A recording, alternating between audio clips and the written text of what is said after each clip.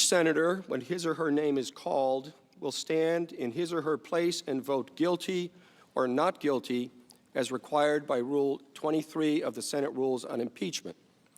Article 1, Section 3, Clause 6 of the Constitution, regarding the vote required for conviction on impeachment, provides that no person shall be convicted without the concurrence of 2/3 of the members present. The question is on the first article of impeachment. Senators, how say you? Is the respondent, Donald John Trump, guilty or not guilty? A roll call vote is required. The clerk will call the roll. Hi guys, Adam speaking. At 2:01 a.m. this morning, while America slept, Donald Trump lit a match and threw it directly into the gasoline of his own political party. In a late-night Truth Social post that has Washington, D.C. in a state of absolute panic, Trump declared war on every Republican who has even whispered the word resignation. The White House dialing back President Trump's own words today. The president calling several Democrats in Congress, most of them veterans, traitors in a post, and then in another post saying this is punishable by death after they put out a video telling service members they can refuse, quote, illegal orders. The White House was asked, in this environment, what is the president suggesting? Here's Rachel Scott. You can refuse illegal orders. You can refuse illegal orders. You must refuse illegal orders. The lawmakers did not specify which orders they were talking about, but the president enraged, posting a flurry of messages on social media saying they should be arrested and put on trial. Their words cannot be allowed to stand, adding, an example must be set. The president then writing, seditious behavior punishable by death. His message was clear, unhinged, and absolutely definitive. I won't quit. RINOs will regret this betrayal. I will fight these traitors to the end. 65 million views in a matter of hours. This came just hours after Speaker Mike Johnson privately begged Trump to resign. It's been a great run, but I think the president knows, and he and I have talked about the constrictions of the Constitution, as much as so many of the American people lament that. The Trump 2028 cap is one of the most popular that's ever been produced. And he has a good time with that, trolling the Democrats whose hair is on fire about the very prospect. But I do believe that we've got 3 extraordinary years ahead of us, and the 2 years of the Trump administration are going to be an incredible thing.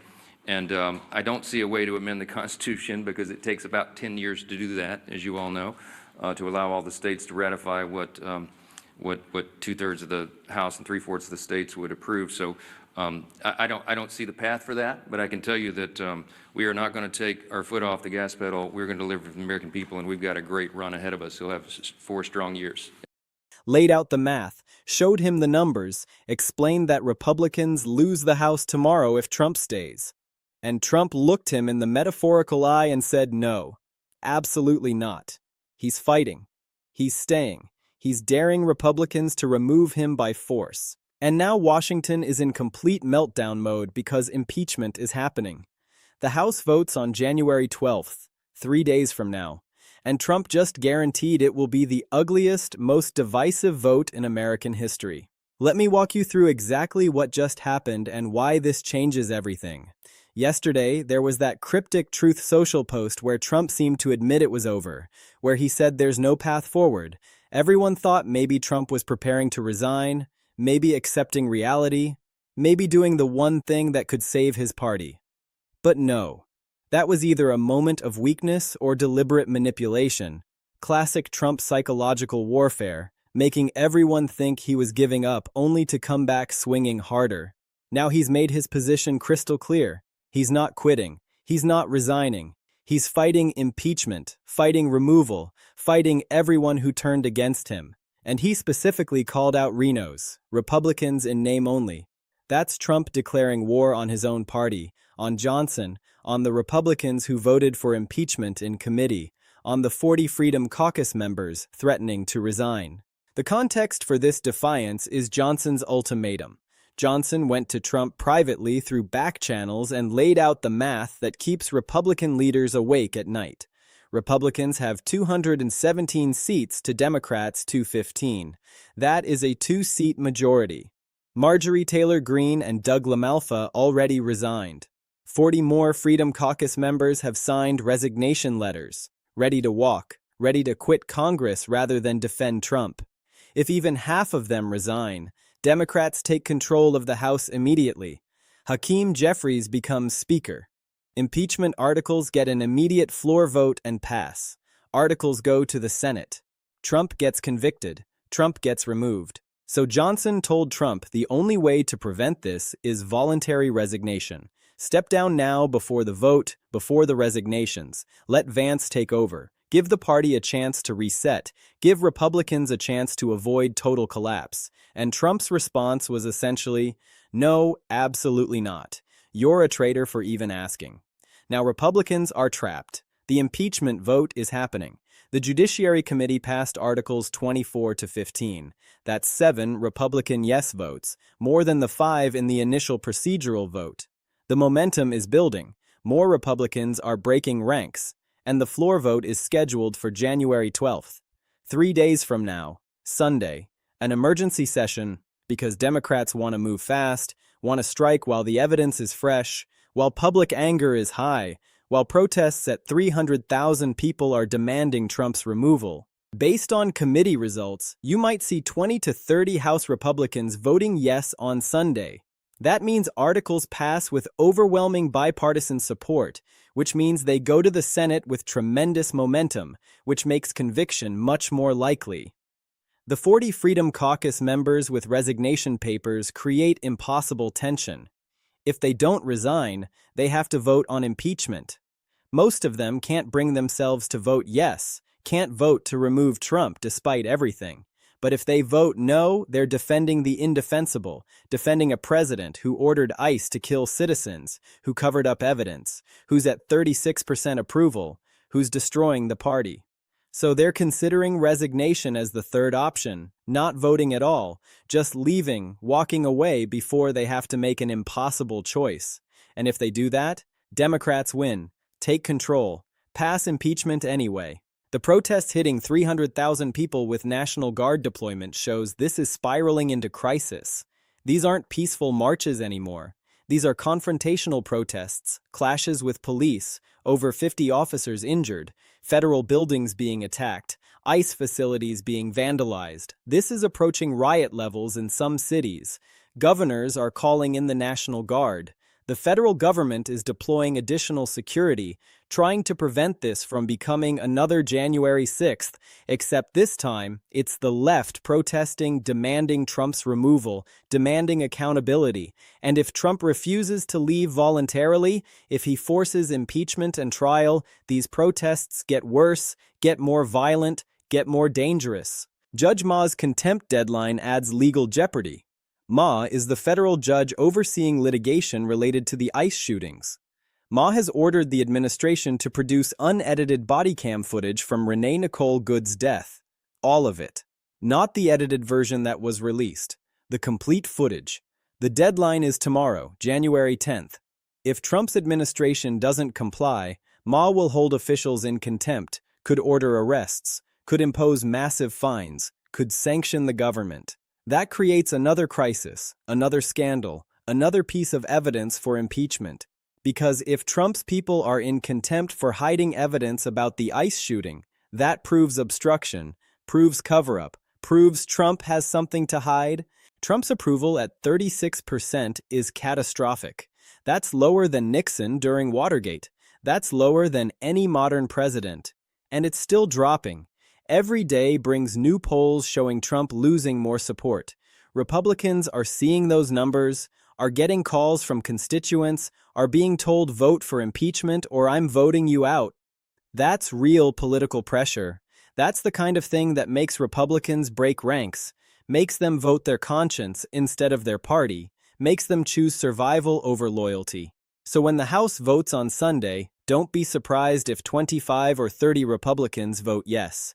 Don't be surprised if articles pass 245 to 190 with overwhelming bipartisan support, with a clear mandate from the American people, with momentum going into the Senate trial.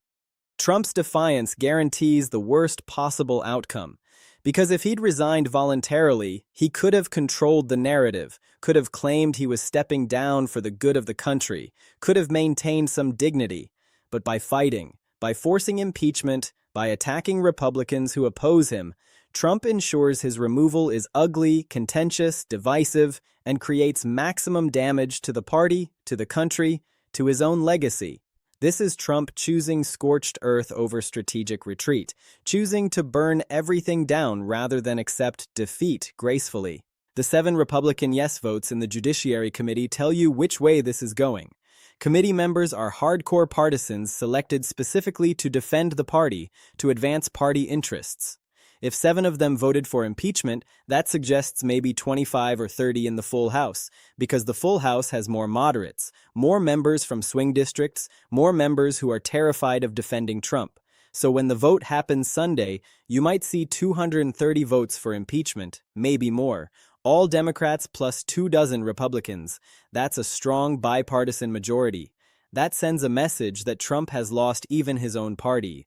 The 40 Freedom Caucus members threatening to resign are hardline conservatives, Tea Party types, MAGA loyalists, people who should be Trump's strongest supporters, and they're threatening to quit rather than defend him. Why? Because they see what's coming. They see Trump dragging the party down. They see approval at 36%. They see protests at 300,000. They see betting markets predicting removal, and they're thinking, I can't win re-election if I'm associated with this. I need to get out, need to preserve my political future. Resignation becomes the escape hatch, the way to avoid an impossible vote, the way to say I couldn't support what was happening, so I left. If these 40 actually resign, Republicans lose the House immediately. No vote needed, no impeachment drama, just automatic Democratic control because 40 resignations drops Republicans to maybe 177 seats. Democrats have 215. Democrats win. Jeffries becomes Speaker. Committees flip, and impeachment happens instantly. The strategic question for these 40 is timing. Do they resign before the Sunday vote? Do they resign after? Do they wait to see how the vote goes? The most likely scenario is they resign Saturday night right before the Sunday vote, so they don't have to participate, but articles still get voted on with full drama and attention. That maximizes their political cover while minimizing their responsibility. Judge Ma's contempt deadline tomorrow creates an immediate crisis. The administration has been stalling, claiming they need more time to review footage, claiming executive privilege, claiming national security, all excuses to avoid producing the full, unedited body cam footage from Renee's death, because that footage apparently shows things the administration doesn't want public. Maybe shows the evidence planting more clearly, maybe shows agents admitting mistakes, maybe shows supervisors ordering the cover-up. Whatever it shows, Trump's people don't want it released. But Ma has lost patience, has said produce it by tomorrow or I hold you in contempt. Contempt means officials go to jail, means massive fines, means serious consequences. So tomorrow either the footage gets released or officials get arrested. Either way, it's a crisis. If footage is released, it probably shows damning evidence, makes impeachment more justified, makes conviction more likely. If officials are held in contempt, that proves obstruction, proves Trump is hiding evidence, also makes impeachment more justified. Trump's attack on Johnson is particularly significant because Johnson has been Trump's most loyal ally in Congress. Johnson defended Trump through everything, made excuses, spun scandals, used his power as Speaker to protect Trump. And now Trump is calling him a RINO, calling him a traitor, saying he'll regret asking Trump to resign.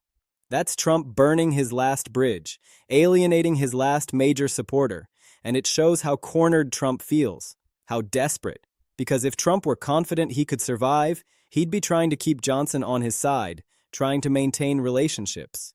But Trump doesn't think strategically when he's scared. He just attacks, lashes out, burns bridges, and that makes his position worse, makes Republicans more willing to abandon him, makes removal more certain. The Senate trial math is critical. House impeachment is one thing. Senate conviction is another. You need 67 votes in the Senate, 2/3. Democrats have maybe 48 or 49, so you need 18 or 19 Republicans to convict. That's a high bar. Historically, almost impossible. But these aren't normal circumstances. Trump's approval is at 36%. Republican senators are seeing that. seeing the protests, seeing the evidence from the judiciary hearing. And some are calculating, can I survive 2026 or 2028 if I defend Trump? If I vote to acquit despite overwhelming evidence? And some are concluding no, they need to vote to convict to save their own political futures. So you might get those 18 or 19 Republican votes, might get conviction, might get removal. Here is what happens on Sunday. The House convenes in emergency session. Democrats control the floor. They bring the impeachment articles up for debate and vote. Debate lasts several hours. Democrats present the evidence, play video from the judiciary hearing, read testimony from ICE whistleblowers, make the case that Trump's conduct is impeachable. Republicans respond. Some defend Trump, say he did nothing wrong, say it's all political. But others break ranks, stand up and explain why they're voting yes, why the evidence is too strong, why they can't defend Trump anymore. After debate, the vote happens. Based on Judiciary Committee results, you're looking at maybe 230 to 240 yes votes. All 215 Democrats plus 15 to 25 Republicans. That's a solid bipartisan majority. Articles pass and go to the Senate. If articles pass Sunday, they immediately go to the Senate. The Chief Justice presides. Senators are sworn in as jurors. Trial begins probably within a week. Democrats want to move fast, want to strike while momentum is strong, want to convict and remove Trump before he causes more damage. Trial probably starts by January 20th, runs for maybe 2 weeks, with a verdict by early February. Trump could be removed from office within a month. If impeachment passes Sunday, protests probably peak, maybe 500,000 people celebrating, demanding Senate conviction, keeping pressure on, making sure Republicans know Americans are watching, making sure senators understand if they vote to acquit, voters will punish them, but also creating security challenges because 500,000 people in D.C. is logistically difficult. Law enforcement stretched thin, potential for violence increases, National Guard presence expands, maybe active duty military on standby, all to prevent this from spiraling into something worse. Trump defied resignation demands at 2 a.m., rejected Johnson's plea, vowed to fight, called Republicans traitors. The House votes Sunday on impeachment, probably passes with 20 to 30 GOP yes votes, Senate trial within a week, conviction and removal within a month, protests at 300,000 demanding Trump's removal, National Guard deployed, Judge Ma's contempt deadline tomorrow, everything converging into constitutional meltdown. Sunday's vote is the most important moment of Trump's presidency. His political life ends or continues based on that vote. This is history. This is democracy being tested. This is accountability happening or failing. And we're documenting every moment.